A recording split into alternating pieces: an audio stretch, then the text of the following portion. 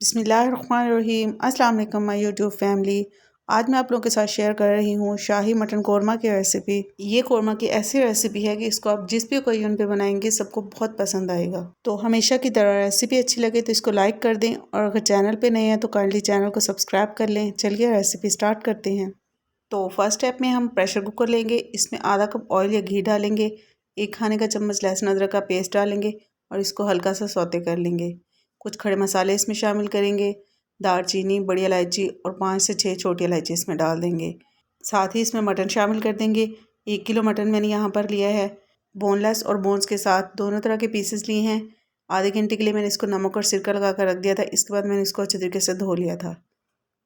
हस्ब ज़रूरत इसमें नमक शामिल करेंगे, रफली कटी हुई प्याज शामिल करेंगे।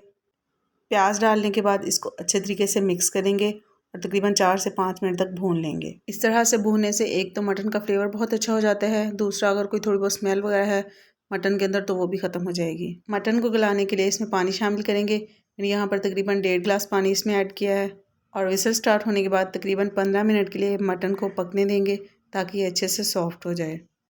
नेक्स्ट स्टेप में मैंने यहाँ पर 2 खाने के चम्मच खसकाश और 10 से 15 बादाम लिए थे, इनको मैंने भिगो दिया था।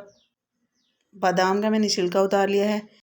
तो पहले हम इसको पीस कर थोड़ा सा बारीक कर लेते हैं, बाकी इंग्रेडिएंट्स हम बाद में शामिल करेंगे। बहुत ही ज़्यादा फ्लेवरफुल ये कौरमा की रेसिपी है, तो वीडियो को स्किप मत कीजिएगा, स्टेप बाय स्टेप देखिएगा।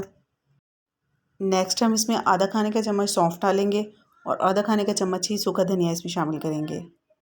तो अब हम इन सारी चीज़ों को पीस लेते हैं। अगर आपको लगे कि मिक्सचर थोड़ा ड्राई हो रहा है तो आप इसमें थोड़ा सा पानी शामिल कर लें।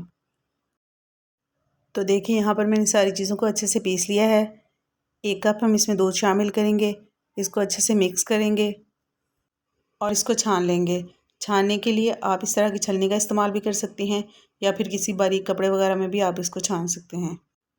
अगर आपको इस तरह से पीसना मुश्किल लगता है तो आप खसकाश को बिल्कुल अच्छे से धोकर ड्राई कर लें और सारी चीज़ों को एक फ़ाइन पाउडर बना लें और फिर 1 कप दूध और इस ड्राई मिक्सचर को ब्लेंडर में डालकर अच्छे से ब्लेंड कर लें। तो यहाँ पर मटन हमारा बहुत ही अच्छे से सॉफ्ट हो चुका है। यखनी थोड़ी ज़्यादा थी तो उसको मैंने निकाल लिया है। इसको हम बाद में ग्रेवी बनाने के लिए इस्तेमाल कर देंगे। खसकाश और बादाम वाला जो दूध का मिक्सचर था वो हमने इसके अंदर ऐड कर दिया है। तो अब हमने मटन को इतनी देर पकाना है जब तक दूध काफ़ी हद तक ड्राई ना हो जाए। आधा कप घी हमने पहले डाला था और 1/4 कप घी हम इसमें मज़ीद शामिल करेंगे। साथ ही हम इसमें कुछ स्पाइसेस ऐड करेंगे।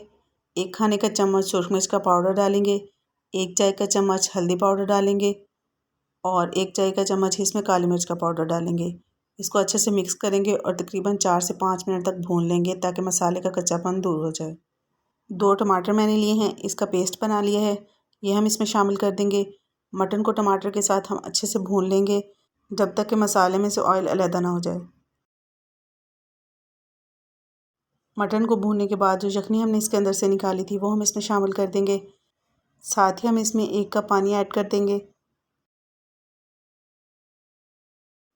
अच्छा से इसको मिक्स करेंगे और मटन को ढककर तकरीबन 5 मिनट के लिए पकने देंगे। मटन को पकते हुए तकरीबन 5 मिनट हो चुके हैं। लास्ट में हम इसमें गरम मसाला पाउडर डालेंगे और आधा खाने का चम्मच हम इसमें कसूरी मेथी शामिल करेंगे और इसको अच्छे से मिक्स कर लेंगे।